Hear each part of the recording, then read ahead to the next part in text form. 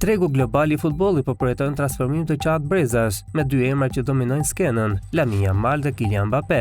Edhe pse i ndajnë pothuajse një dekadë moshe dhe kanë stile të ndryshme loje, të dy janë kthyer në figura qendrore për klubet e tyre dhe kombëtaret. Sipas raportit të publikuar nga Football Benchmark, talenti i Barcelonës është aktualisht futbollisti më i vlefshëm në botë, me një vlerë që arrin rreth 286.8 milion euro.